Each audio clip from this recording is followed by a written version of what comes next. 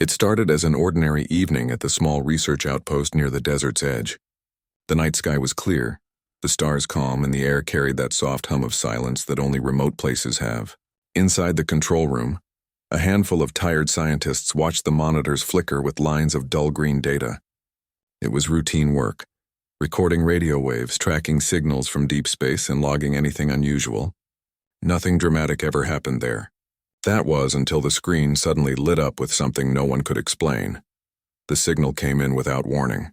A burst of static first, then a strange tone, metallic, almost like machinery breathing. At first, everyone thought it was interference, maybe from a passing satellite. But then the tone turned into a voice. It wasn't human. It didn't sound like any language they knew. It spoke slowly, each word heavy and echoing through the speakers. The translation software kicked in automatically, piecing together broken fragments, and then came the line that froze everyone in the room. "Congratulations," it said. "You have just announced war on the most lethal species alive." For a moment, no one spoke. The words hung there like a ghost in the air. Then laughter broke the silence. Someone said it must be a prank, maybe a joke from a bored intern at another facility.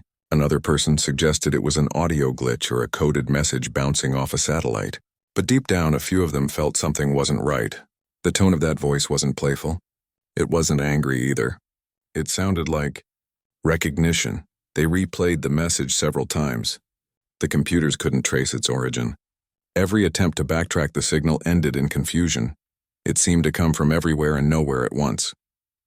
When they tried to follow the source, it bounced between satellites in impossible patterns, like it was deliberately hiding its tracks.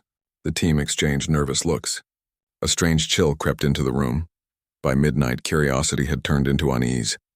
They sent the data to a central lab for deeper analysis, marking it as anomalous extraterrestrial interference. That label alone was enough to get attention. Within hours, government channels picked it up. Suddenly, people who had never called before were on the line, asking questions, demanding copies, and instructing the team to stop all local analysis. They were told to delete recordings, secure all logs, and stay quiet. But of course, not everyone followed the order. One of the technicians copied a backup of the audio file before the deletion command was carried out. They said it was just for personal records, but really it was because something inside them whispered that this wasn't a simple joke. The voice had weight, as if it wasn't meant to scare. It was making a statement. A warning, maybe, or an observation. Over the next few days, the incident spread quietly through classified circles. No public announcements, no news leaks. To the world, everything was normal. People went to work, watched shows, argued online, and dreamed of the weekend. But behind closed doors, the message replayed in rooms filled with powerful people. It was discussed, studied, and dissected. Experts were brought in. Linguists, signal engineers, astrophysicists. They all agreed on one thing: the transmission wasn't random. It followed a pattern that suggested intelligence. One detail stood out. The timing of the signal matched a moment when multiple nations had just completed a high-energy radar sweep of near space. It was a joint test, an experiment to map potential asteroid paths. But what if, by doing so, humanity had accidentally sent out something much louder than intended? What if that radar burst wasn't just data? It was a flare announcing Earth's presence in a way it had never done before. Maybe the war announcement wasn't literal. Maybe it was symbolic. Maybe, somewhere out there, something had simply noticed the noise and responded in its own language. But the phrase still echoed, "Congratulations. You have just announced war." It didn't say "we declare war," it said "you announced it." That difference kept everyone awake at night. The research team that first heard the voice was placed under strict observation. Their phones were replaced, their emails monitored. Officially, they were told to continue work as usual, but unofficially, they were under silence orders. It was like the world had suddenly become smaller, quieter. Even their laughter in the cafeteria sounded forced now. Still, curiosity is part of human nature. The same technician who saved a copy of the message kept studying it in secret, running small experiments at night when no one was around. They discovered faint patterns hidden beneath the main signal, like layers of whispers under the metallic voice. When played backward or filtered through certain frequencies, other fragments appeared. None of them formed complete sentences, but one pattern repeated again and again. A sequence that, when translated through basic code, read something close to "we see you." The technicians' hands trembled when they realized it. It wasn't a single message, it was a reply chain. Someone or something was listening to Earth's transmissions for a long time. Maybe it had been observing quietly until now. Maybe the recent radar sweep had been too loud to ignore. The data was sent to a trusted colleague in another country for verification. But within hours, the transfer was blocked. The recipient system went offline, their server access revoked. Then a message came from the higher-ups, politely but firmly asking the technician to stop unapproved communication. That was when the fear truly set in. Whatever this was, it was now bigger than science. It had entered the territory of politics and secrets. Weeks passed. Life outside the outpost went on as normal, but inside, tension built. People began quitting one by one, claiming stress or family issues. Some couldn't sleep, haunted by dreams of that voice. Others refused to talk about it at all, pretending it never happened. The few who stayed tried to continue their research, though none of them could focus. Every faint blip on the radar made their hearts race. One night, long after midnight, the technician stayed behind alone, staring at the dark screen. The outpost was silent except for the hum of machines. They played the message again, for what must have been the 100th time. The metallic voice filled the room once more, slow, calm, almost emotionless. The technician whispered under their breath, "Who are you?" And then something impossible happened. The speaker crackled, not from the recording, but live. A new voice layered over the old one, faint but unmistakable. It said, "You called first." The technician froze. The timestamp showed no incoming transmission source. It wasn't a replay. It was happening in real time. They stared at the monitor as numbers shifted wildly, lines of code flickering faster than the system could process. And then, just like that, it stopped. The screen went black for a few seconds before restarting as if nothing had happened. By morning, the system logs showed no record of the event. But the technician remembered every word. They tried to tell the others, but no one believed them. They laughed it off, saying it must have been exhaustion or a glitch. Yet deep down, the technician knew what they heard. Someone had answered back. That night, the technician stood outside the outpost and looked up at the stars. The desert wind was cold, but the air felt heavier than usual, like the sky itself was watching. For the first time in their life, they didn't feel alone. Not in a comforting way, but in the kind of way that makes your skin prickle. They realized then that humanity had spent so long searching for life beyond Earth, never truly thinking what would happen if it searched back. Maybe the message wasn't a threat. Maybe it was a warning. Maybe whoever or whatever sent it had seen other civilizations rise and fall, all making the same mistake of shouting too loudly into the dark. The technician turned off the radio systems that night and quietly made a note in their private journal. "We are not alone. And maybe we never were. But whoever heard us first, they are listening now." That journal would later disappear, along with the backup recording. The outpost would eventually shut down, and the official report would list technical error as the cause of the strange signal. But the people who were there never forgot it. They could still hear that metallic voice echoing in their minds. "Congratulations," it had said. Maybe it wasn't sarcasm. Maybe it was truth. Because in that one moment, humanity had finally done what no other species dared to do. It had shouted into the void without fear, and the void had answered back. The weeks after the strange message felt strangely quiet, as if the whole world had taken a deep breath and was holding it. The people at the outpost returned to their work, but everything felt different now. Every sound from the radio, every flicker on a monitor, every burst of static carried a kind of weight. No one said it out loud, but everyone felt it. The silence had changed. The government acted quickly. Officially, the transmission never happened. All documents were classified, the equipment was replaced, and a few new people were assigned to observe the research station. The original team members were told to continue their normal work and forget about the incident. But forgetting was impossible. Once you've heard something like that, it never really leaves your mind. The technician who had heard the second voice, the one that said, "You called first," stopped sleeping properly. Every night, they lay awake listening to the faint hum of electronics, half expecting the voice to return. Sometimes they thought they heard whispers coming from the radio even when it was off. They tried convincing themselves it was stress, but deep down they knew better. Meanwhile, in different parts of the world, other scientists began noticing small, unexplainable events. A radar station in South America picked up a brief pulse of energy that didn't match any known satellite.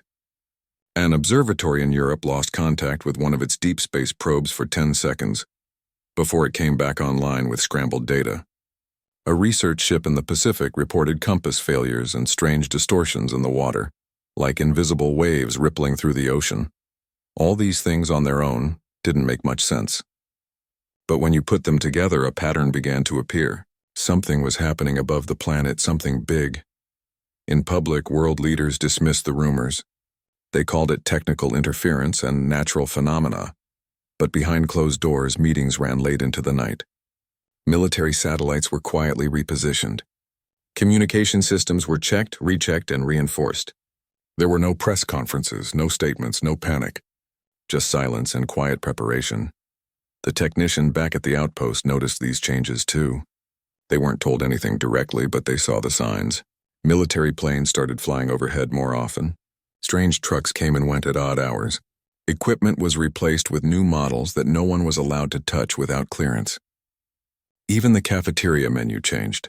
Everything felt like it was being controlled from somewhere else. One evening, while the technician was reviewing archived radio data, they found something odd. Buried deep within an old file was a faint repeating tone, barely noticeable at first. It wasn't part of the main signal. It was a soft rhythmic pulse, steady and deliberate. When they ran it through the analyzer, the pattern revealed something unexpected. The same sequence of numbers that had appeared in the original message. It was still there. Whatever had sent that first broadcast hadn't stopped. It was still sending signals, but quieter now, almost as if it were waiting for a response. The technician shared this discovery with one of the newer officials who had been stationed there, hoping for a reaction. But instead of surprise, the official just nodded slowly, almost like they already knew. They told the technician to focus on routine work and leave the signal to higher departments. Their tone wasn't harsh, but there was something final about it, something that made it clear. Don't ask again. The next few days were filled with strange weather. Radio waves became unstable. A faint aurora appeared over areas that had never seen one before. Birds flew in confused circles and sea animals started beaching themselves without explanation. The global networks experienced temporary outages, brief, flickering moments where the world went half dark and then came back. To most people, these were just odd coincidences. To the few who knew about the message, it felt like something or someone was drawing closer. A few of the scientists who had worked on the original project gathered secretly in an old storage room late one night. They spoke in whispers, afraid of being overheard. They discussed theories, what the message could have meant, whether it was a warning or an observation. One of them suggested that maybe humanity's radar activity had crossed some kind of limit, like poking a sleeping animal too many times. Another believed it was something else entirely, an invitation that was misunderstood. The technician listened quietly, torn between fear and curiosity. The words "the most lethal species alive" kept echoing in their head. The more they thought about it, the more it sounded like something was studying humanity, testing its behavior. Maybe lethal didn't mean violent, it meant unpredictable, capable of great kindness but also great destruction. Maybe that was what scared whoever sent the message. Then came the silence. Not ordinary silence, the kind of silence that makes the world feel empty. For a full day, every radio and satellite channel across the outpost went completely dead. No signals, no background noise, nothing. It was as if the air itself had stopped moving. The technician stared at the dead screens, feeling a slow panic rise. When the systems finally came back online, something was different. The usual patterns were gone, replaced by a faint distortion, and when they cleaned the signal, it formed a shape, an image of sorts. It wasn't clear, but it looked like a globe. Not a perfect one, but enough to recognize Earth. The message wasn't in words this time. It was visual. The team watched as the pattern repeated, the globe image appearing again and again. It wasn't a random glitch. It was deliberate. Someone or something was sending back a reflection of the planet. Almost like saying, "We see you." That night, the technician couldn't stop thinking about it. The idea that something out there could watch Earth, study it, maybe even understand it. It was both fascinating and terrifying. They wondered if humans had ever been alone at all, or if the sky had always been full of quiet eyes just waiting for the right moment to speak. The government issued new orders soon after. All independent research had to stop. All private observatories were required to share data directly with defense agencies. Scientists were told to redirect their work toward communication security. Officially, it was for safety reasons. Unofficially, it felt like control. Still, rumors spread among scientists around the world. People spoke quietly in encrypted chat rooms, sharing odd data points and sudden disappearances of research logs. A few even claimed to have received their own strange signals, though none were confirmed. One evening, while reviewing old sound files again, the technician noticed something else, something that made their stomach drop. The background noise in the recordings wasn't static. When slowed down, it formed a rhythm that sounded eerily like breathing. They shut the computer down immediately, their heart racing. It couldn't be possible. It was probably just coincidence. White noise playing tricks on the mind. But part of them couldn't shake the feeling that it was real. That somewhere, just beyond reach, something was breathing, listening, waiting. Meanwhile, the world outside began to sense something unusual. Farmers reported strange lights over their fields. Sailors claimed the ocean currents were shifting unnaturally. Astronomers saw temporary flares in deep space that didn't match any known phenomenon. The global news barely mentioned these things. Life had to go on. People still went to work, still smiled, still planned their futures. But in quiet corners of the world, people were beginning to feel it. The sense that the sky was different now. At the outpost, the technician sat alone again, looking out the window at the desert horizon. The air felt heavy, the stars duller somehow. They thought back to the first time they heard that voice, the metallic tone, the strange calmness. It hadn't sounded angry or violent.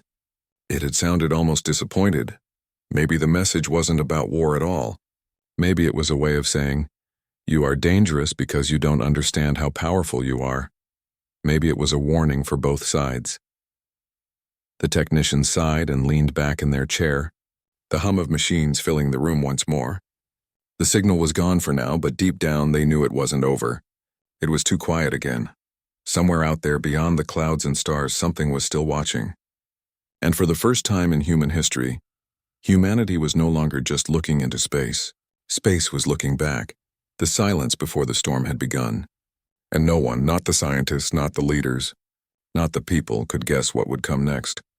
The world went on pretending everything was fine, but deep down, something had shifted. The silence that once felt peaceful now carried a quiet pressure, like the calm air before a storm. People didn't notice it right away, but those who worked close to communication systems, satellites, and research projects could feel it. The networks were acting strange again. Sometimes entire systems would flicker, not crash, just flicker as if something unseen brushed against them. At the outpost, the technician couldn't stop thinking about the repeating signal that showed Earth's image. Every night when the others had gone home, they stayed behind and stared at the monitors. The stars outside looked calm, yet it felt like eyes were behind them, watching back. The world above seemed no longer empty. After weeks of silence, the technician made a choice. They couldn't sit and watch anymore. They gathered the data, the voice recordings, and the strange signal patterns, and sent them anonymously to a few trusted people across the world. Scientists, journalists, even amateur researchers. They didn't write any explanation, just the raw data. Then they waited. It took 2 days before the first leak appeared online. A small blog post written by an unknown user claimed that the government was hiding proof of a non-human communication signal. At first, people laughed.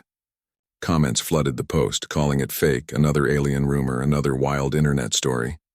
But then more data appeared. Audio clips, translations, satellite readings. It started spreading faster than anyone expected.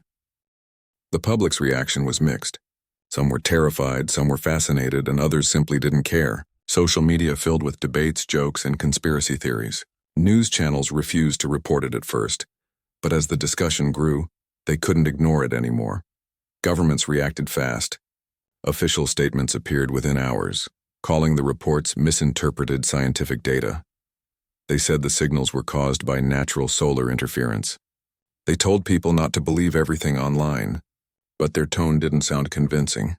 It was too careful, too planned, like they were trying to calm a fear they themselves didn't understand.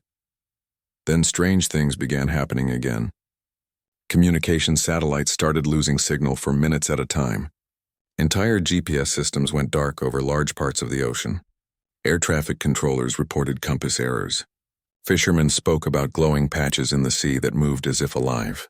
Scientists said it was electromagnetic disruption, but no one knew what was causing it. One night, while scrolling through online forums, the technician saw something that made their heart stop. A live video from a coastal observatory showed the same signal patterns flashing in the night sky. Faint lines of light, forming circles, then vanishing. People around the world began seeing similar patterns in different skies. Some thought they were drones or satellites, but experts said they moved too fast, too organized, too intentional. The technician knew what it meant. The silence was over. Whatever had been watching Earth was no longer staying quiet. In the following days, the world's biggest countries held emergency meetings. Leaders met behind closed doors. They didn't argue about politics or borders this time. They talked about the unknown. News leaked slowly. Terms like unknown contact protocol and defense readiness appeared in whispers. Something had finally made humanity unite, but it wasn't hope, it was fear. Ordinary people began to feel the tension. Flights were delayed for no reason. Military jets flew at night with no lights. Governments released vague announcements about technical precautions. The world hadn't gone into panic yet, but it was close. Meanwhile, the technician tried to warn others online. Using fake names and secret servers, they explained what they had seen, the messages, the patterns, the way the signals seemed to react to Earth's radar pulses. At first, people ignored it. Then a few believed. Within days, a small group of curious minds started decoding the repeating signal tones. Their discovery was simple but frightening. The tones weren't random. They followed a rhythm, almost like a question repeating over and over. When translated through a pattern-matching algorithm, it read like a sentence. Why do you fight? That question shook the technician deeply. Whoever was sending those signals wasn't threatening. It was asking, observing, trying to understand. Maybe you have announced war didn't mean conflict, it meant behavior. Maybe they had seen how humanity treated its own planet, how people fought over land, power, and beliefs. To them, maybe humans already looked like a warlike species. But as usual, humanity didn't take it that way. The leaked question only made people more nervous. Some saw it as a challenge, others as a trap. Governments began preparing in silence, increasing security around space facilities. Then came the blackout. It happened suddenly. No warning, no countdown. Half the world lost communication at once. No phones, no internet, no radio. For nearly an hour, everything stopped. Cities went dark. Air traffic halted. Ships froze mid-sea. People stepped outside, confused, holding dead phones under strange skies. The stars looked brighter that night, almost too bright. And then, just as suddenly, everything came back. But something was different. Satellites had shifted slightly in orbit, just enough to prove they'd been moved. Not damaged, moved. Like invisible hands had brushed them aside to see better. The world couldn't hide it anymore. The blackout forced a public explanation. Governments gathered for a global broadcast. The first united speech of its kind in history. They didn't admit to an alien contact, but they confirmed an unknown external interference. The words were carefully chosen, but everyone understood what they meant. People reacted with every emotion possible. Some prayed, some celebrated, some packed supplies and waited for the end. But the strange thing was, nothing happened. No ships appeared in the sky. No voices spoke again. Just silence. The technician watched it all unfold from their small room at the outpost. They felt torn between guilt and awe. Maybe leaking the data had caused panic, but it had also forced the truth into the light. Humanity couldn't hide behind silence anymore. They had reached a point of no return. Over the next weeks, countries started working together in ways they never had before. Scientists shared data openly. Engineers collaborated across borders. It was as if the world finally realized it had been acting like a single planet all along. Humanity's greatest fear had become its greatest teacher. The technician received a message one morning, an anonymous email with no sender. It contained only one line. You are being watched, but not in the way you think. They didn't know who sent it, but somehow it felt familiar. Maybe it wasn't a warning. Maybe it was reassurance. In the months that followed, new signals were detected, softer this time, almost musical. They weren't threatening, not even questioning. They sounded like echoes, like the universe was whispering back a lullaby to a child that had finally stopped shouting. The public soon lost interest. Without drama, the news faded. People went back to their lives, scrolling, working, laughing, forgetting. But for those who had seen the data, who had heard that metallic voice say, "Congratulations," life would never be the same again. The technician often sat outside the outpost at night, watching the sky. The air was colder now, the stars sharper. They thought about everything humanity had done, how it fought, built, destroyed, rebuilt, and realized something strange. Maybe the message had never been about warning or fear. Maybe it was recognition. Humans were unpredictable, emotional, stubborn, and wild. They made mistakes, but they also created beauty. They built music, language, and dreams from nothing. Maybe that was what made them lethal. Not their weapons, not their wars, but their will to keep going. The technician smiled at that thought. For the first time in months, the sky didn't feel threatening. It felt alive. Somewhere out there, maybe far beyond reach, someone was studying humanity not as a danger, but as a mystery, and maybe, just maybe, they were smiling too. Because the humans, the strange, loud, imperfect species, had finally shown the galaxy who they were. Not monsters, not invaders, just beings who refused to stay silent. The technician looked up at the stars one last time that night and whispered softly, "We're listening now." And far beyond the clouds in the deep quiet of space, something shimmered back, just a faint pulse of light, like a heartbeat, before fading away again. The first real incident came without warning. It was early morning when people noticed something strange. One of the largest orbital stations had gone completely dark. At first, everyone thought it was a technical glitch, maybe a software update gone wrong. But soon, emergency channels confirmed that all contact had been lost. The station didn't respond to any signals. Then, only a few hours later, it reappeared on radar. But something was different. It was moving slower, as if something had interfered with its orbit. When news of it reached the public, panic almost started, but the government acted fast. They claimed it was a power failure followed by system recovery. It sounded calm and rehearsed, but not everyone believed it. The technicians who worked close to space operations could see the truth in the data. Something had touched that station. Nothing hit it, nothing exploded, but an invisible force had passed by, leaving it silent and drifting. For the people who had been following the earlier signals, this wasn't a surprise. It was proof. Whatever had been watching Earth wasn't just sending messages anymore. It had started testing contact. But contact didn't mean attack. The satellite wasn't destroyed. It was just adjusted, like someone curious enough to poke a toy to see how it moves. Still, humanity reacted the only way it knew, by preparing. For the first time in history, countries that could never agree on anything began working together. Scientists shared data openly. Engineers from rival nations sat at the same tables.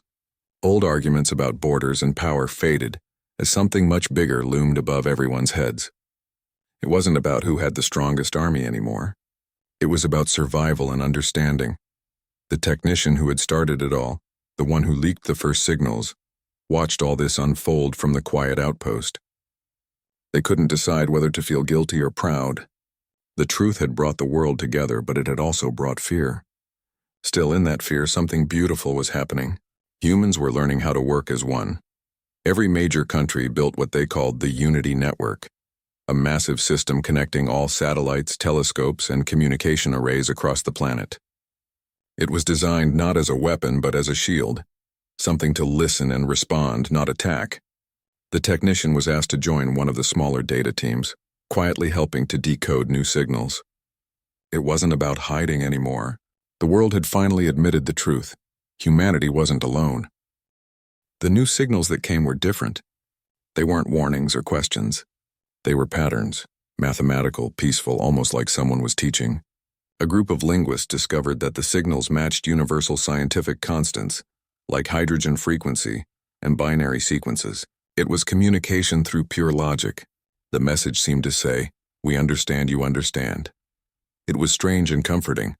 For once, people didn't feel attacked, they felt seen. Yet fear still lingered in the hearts of leaders. Old habits die hard. They prepared defenses just in case. But this time, defense didn't mean destruction. They built systems that could observe and adapt instead of destroy. Drones were sent into high orbit not to fight, but to map unknown regions. The same curiosity that once got humanity into trouble was now being used to protect it. The technician often thought about that. Maybe curiosity was both humanity's weakness and its greatest strength. They remembered the first message, the one that said, "Congratulations, you have just announced war on the most lethal species alive." It used to sound like a threat, but now it felt like a strange kind of respect. Whoever sent it might have realized that humans weren't the kind of species that gives up. They fear, they fight, but they always rebuild. Weeks turned into months, and the planet's cooperation grew stronger. News anchors began speaking differently. Scientists appeared on TV, not to calm panic, but to teach people what was happening. Children learned about the signals in schools not as stories, but as part of modern history. Humanity had gone from denial to understanding in less than a year. One day, the technician received a quiet message through the Unity network. It was an alert about an unusual burst near the moon.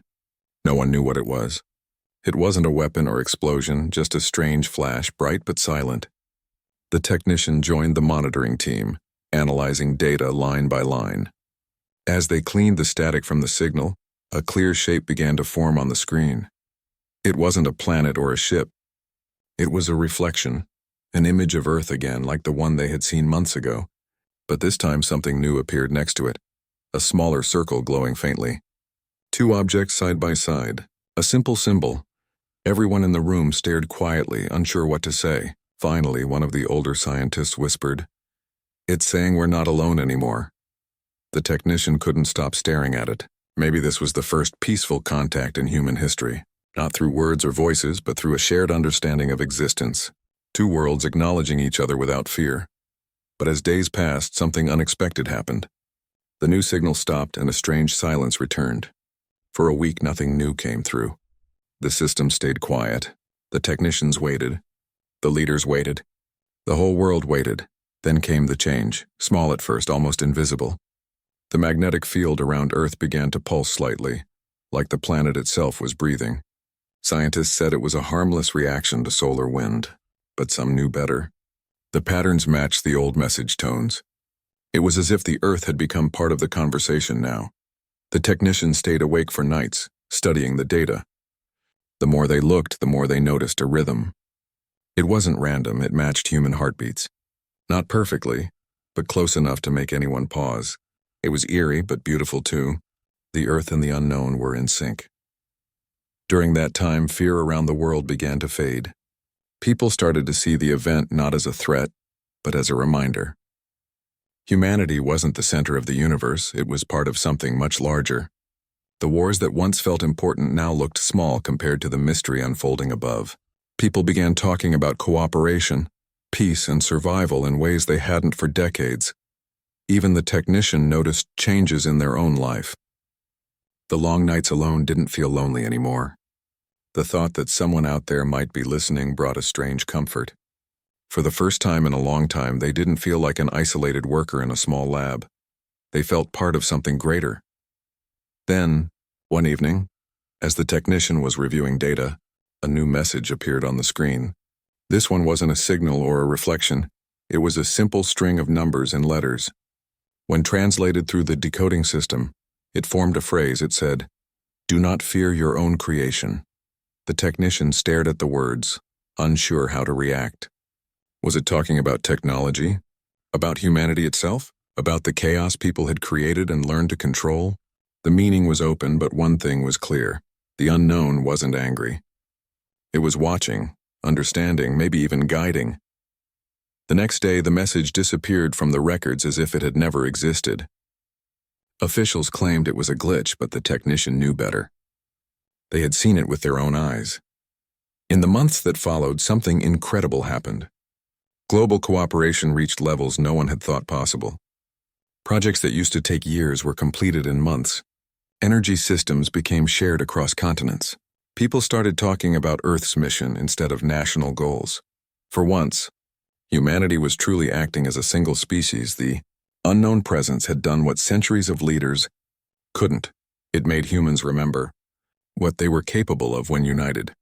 The technician thought, Back to that first night, the metallic voice, the fear, the confusion. If someone had told them then that it would lead to peace and progress, they would have laughed. But maybe that was the point. Humanity had always learned through challenge. The universe didn't send gifts. It sent mirrors. By the end of the year, the signals stopped completely. The skies were calm again. The Unity network continued to monitor, but there were no more messages. Still, people didn't forget. They built monuments, told stories, and taught their children about the day the world changed without a single weapon being fired. The technician often stood outside at night, watching the stars. The air felt lighter now, like a weight had lifted from the world. Maybe whoever had sent the signals was gone, or maybe they were just waiting to see what humanity would do next. Either way, the technician smiled softly and whispered into the quiet sky, "Thank you." And somewhere far away, where light takes years to travel, maybe something or someone heard that too. Months passed quietly after the last signal vanished. The world had grown calmer, more united but also strangely restless. People had gotten used to the mystery in the sky, to the feeling that something beyond human understanding was watching them. When that presence went silent, it left behind a strange emptiness, like saying goodbye to a friend you never met but somehow knew was there.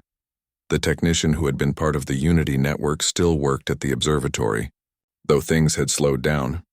Most of the teams had moved on to other projects. Some believed the contact was over forever. Others thought the silence was a test, that the unknown was waiting to see what humanity would do next. But deep down, the technician felt it wasn't the end. There was something unfinished, like a story paused at the middle instead of the end. One evening, while reviewing archived data, the technician noticed something strange. A section of the earlier signals, long dismissed as random noise, contained repeating fragments that matched patterns found in human brainwaves during dreams. It wasn't coincidence. It was too precise.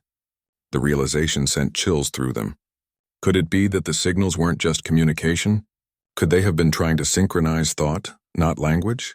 The idea seemed impossible, but then again, so had everything else that happened. The technician didn't tell anyone right away. They wanted to be sure before speaking up. For weeks, they analyzed every line of data, comparing it to emotional frequencies, EEG readings, even the subtle electromagnetic pulses that humans naturally emit. The deeper they looked, the more they realized that the unknown wasn't trying to scare or control. It was trying to connect. It was like someone knocking on a door, waiting for the right person to open it from the inside. At the same time, on Earth, changes were still unfolding. The world had shifted permanently after first contact. Nations that once fought over resources were now sharing them. Massive space programs were merging under one goal: understanding what existed beyond. Humanity had grown more mature, as if the encounter had forced it to grow up overnight. People had stopped looking at each other as enemies and started seeing themselves as part of one fragile, remarkable species. Yet beneath that calm surface, some people were uneasy. A group of powerful figures began pushing for answers. They didn't like mysteries. They wanted control, proof, something they could measure and own. They saw the silence from the sky as a challenge, a sign that maybe the unknown didn't respect them anymore. Quietly, they began building their own network, separate from the Unity project, one that could send signals out instead of just listening. When the technician learned about it, they felt a cold dread. Humanity had been warned once before. You have announced war on the most lethal species alive. The unknown hadn't attacked. It had only watched. But if humanity started sending aggressive signals again, what if the Watcher decided to answer differently this time? The technician tried to stop it, but they were only one person in a massive machine of governments and agencies. So they did the only thing they could: they watched. Days later, the first outbound transmission was sent. It wasn't a message of peace or curiosity. It was a ping, a pulse designed to map unknown energy sources beyond the moon. But the technician could tell. It carried the same arrogance humanity had always shown when it thought it had mastered something. The same arrogance that had started wars and broken peace in the past. For a few days, nothing happened. The world stayed calm. Then, without warning, strange lights appeared in the night sky. Not explosions, just silent, shifting colors like reflections on water. Every telescope in the world turned upward. The Unity network scrambled to analyze the data. The technicians' heart raced as they saw the readings. Energy signatures identical to those from the first contact years ago. The unknown had heard them. This time, however, the signals were sharper, faster, almost impatient. It wasn't a conversation, it was a response, one that seemed to say, "We told you not to repeat your mistake." The world panicked for a brief moment, but before any military could act, the signals changed again. The colors faded, replaced by something new, an image transmitted across every major observatory and satellite feed. It showed Earth glowing softly in the darkness, surrounded by faint web-like lines that connected oceans, mountains, and cities. It looked alive, as if the planet itself had veins and a pulse. Then a second image appeared beside it, another world, unfamiliar but strangely similar. Two spheres side by side like the one from before, but this time the lines between them were brighter, almost intertwined. The technicians stared at it in silence. They realized what it meant. The unknown wasn't declaring war. It was showing them something, the connection between worlds, the fragile thread that joined life across the universe. Within hours, scientists across the planet began decoding new data hidden in the images. The message, once translated through symbols and frequency patterns, said something extraordinary. Do not reach to conquer. Reach to understand. It was both a warning and an invitation. The technician finally spoke publicly for the first time. Standing before a crowd of scientists and leaders, they explained what they had found. The brainwave similarities, the dream patterns, and now this message. They spoke with quiet honesty, not authority. Maybe they're not gods or monsters, they said. Maybe they're like us, curious, cautious, and afraid of what might happen if we don't learn how to understand before we act. Their words spread around the world. People listened, not because the technician was famous, but because what they said felt true. The unknown hadn't come to destroy. It had come to test whether humans could change. Over the next months, a new kind of effort began. Scientists started exploring empathy through technology, creating systems that could translate emotion into frequency.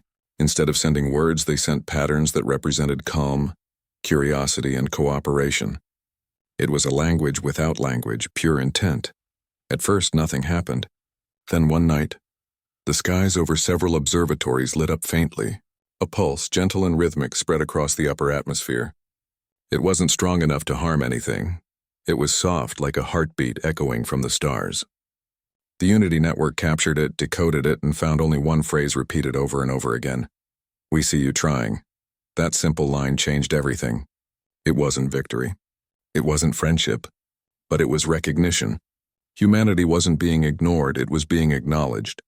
The technician sat outside that night, away from the noise of celebrations, and looked up at the sky.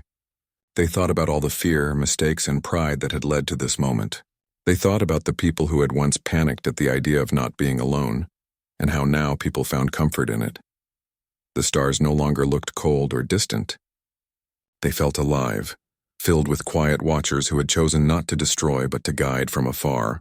Maybe the unknown had realized something too, that humans, for all their flaws, could still learn, adapt, and hope. Time moved on. The Unity network expanded, connecting every corner of Earth and even small colonies on Mars. The technician retired from active duty but continued to work as an advisor. They still checked the sky every night, still listened for that faint rhythm that had once changed the world. One evening, many years later, they received a private transmission. No one else saw it. It was short and simple, just a single glowing symbol resembling two connected circles, the same as before. Beneath it were a few translated words. The beginning was never war, it was your awakening. Tears filled their eyes. For all the fear and chaos, that message made it clear. Humanity's first contact had never been about dominance or power. It had been about evolution, not of technology, but of heart and mind. The technician saved the message quietly, then looked out the window again. The stars shimmered softly, endless and full of possibility. For the first time, they didn't feel like something unreachable. They felt like home's reflection, a reminder that maybe in the vastness of the galaxy, humanity had finally earned the right to belong among the stars. And somewhere far beyond where human eyes could see, a silent watcher drifted in the dark, satisfied, not because it had won a war, but because it had finally found something it had been searching for all along. a species that could rise without conquering. Years passed, and humanity entered a time unlike any before. The memory of the first contact had faded from daily conversation, but it still lived quietly in people's hearts. The world had changed forever. Borders mattered less. Technology was shared freely. The skies were filled with new stations and crafts built not for war but for exploration. Humanity had learned at last to look upward not in fear, but with wonder. The technician, now older and quieter, lived a peaceful life near the mountains. They often spent evenings sitting on their porch watching the stars. The world was busy with progress, space missions to new planets, global unity projects, and incredible inventions that once seemed impossible. But what mattered most to the technician was not what humans had built. It was what they had become. The arrogance that once defined humanity had softened. People had started caring more about survival together than competition apart. Schools taught children about the era of awakening, when the human race first realized it wasn't alone. Statues stood in cities not of heroes or soldiers, but of scientists, farmers, and workers, ordinary people who helped humanity move forward. Still, deep inside, a quiet question remained unanswered. Who exactly had sent those messages? Where did they come from? Why did they stop? For years, scientists had searched the sky, sending gentle, thoughtful signals of friendship, never forceful, never demanding. But no answer had come since the last transmission. The beginning was never war, it was your awakening. Some thought the beings had moved on, satisfied that humanity had learned its lesson. Others believed they were still watching silently, waiting for humanity's next step. Then, one calm night, everything changed again. It began with a small pulse picked up by one of the outer stations orbiting Mars. At first, it seemed like background radiation, but then the rhythm appeared. Soft, familiar, almost like a heartbeat, the same pattern that had once echoed through Earth's atmosphere. Scientists quickly confirmed it wasn't natural. The Unity network reactivated and messages flew across the globe. Signal detected. People didn't panic this time. There was no fear, only quiet excitement. The world gathered once more, united by curiosity and hope. The technician was called to help interpret the data, not as an employee but as an honored advisor. They sat in the same kind of control room where their journey had once begun, surrounded by younger scientists who had grown up hearing stories of that first contact. The signal was stronger than before, more focused. It wasn't scattered light or energy, it was communication. The rhythm carried a pattern of sound frequencies arranged in a sequence that represented time and memory. When decoded, the message appeared on the screens as a series of symbols resembling stars connected by thin lines. At first, no one understood it. But after days of careful analysis, they realized the truth. It was a map, not just of space, but of history. The lines represented events, civilizations, and journeys across galaxies. And among them, one small line glowed brighter than the rest. It was Earth. Around it were faint marks, other worlds connected like branches of a great tree. The message was clear. Humanity was part of something much bigger. A chain of life spread across countless stars. The message came with one more line of text. You have learned. Now come and see. The words left everyone speechless. The unknown had not abandoned them. It had been waiting for this moment. Within months, humanity prepared for its first interstellar mission. The ship wasn't built by one nation or one company. It was a true global effort. Every country contributed, from engineers to artists, from scientists to farmers. People poured their hearts into the project because they all understood what it meant. This wasn't just another space mission. This was humanity's invitation to the stars.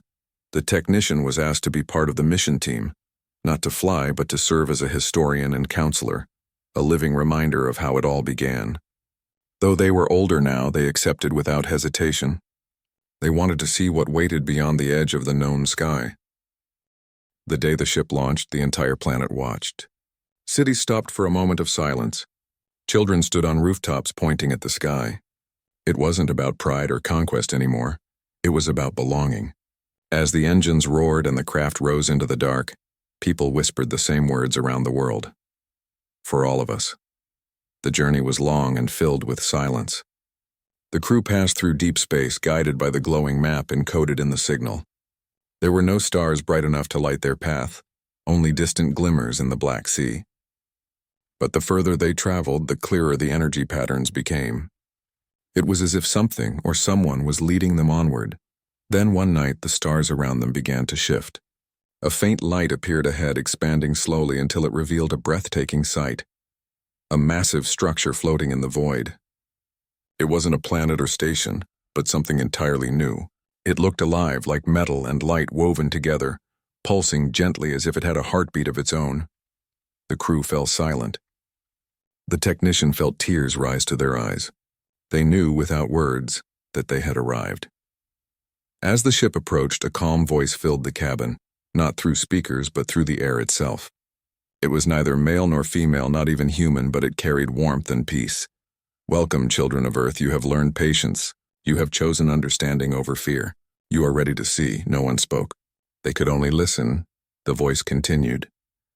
"We watched you from the moment you first looked at the stars. You fought, you broke, and yet you rebuilt. We did not come to rule or to test, but to witness if you could rise without destroying yourselves. And now you have." The technician felt their heart pounding. They whispered softly, "Why us?" "Why now?" The voice seemed to smile. "Because your kind was once like ours, lost in chaos, chasing power instead of meaning. We too had to learn.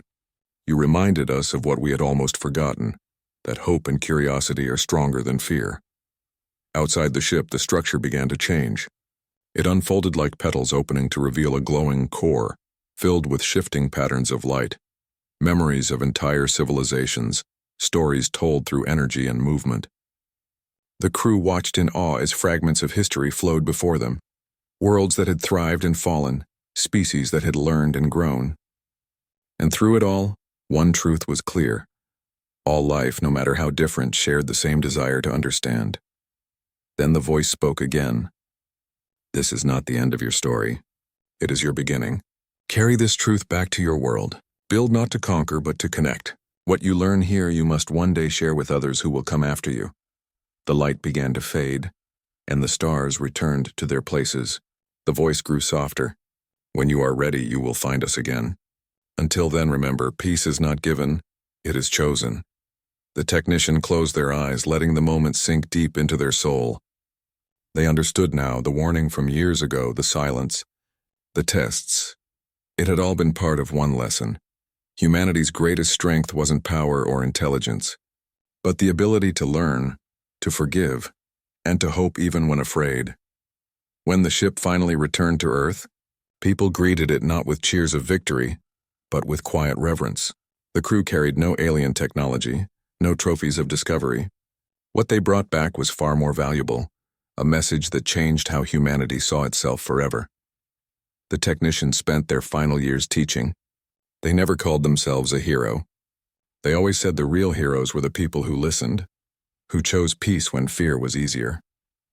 And every night they still looked at the stars, smiling softly, because somewhere out there among the endless lights were beings who had once warned them in harsh words, but who had, in truth, guided them with kindness, and maybe one day, far in the future, when humanity had truly mastered understanding, they would meet again, not as strangers, not as teacher and student, but as equals, walking side by side beneath the same stars that had once separated them.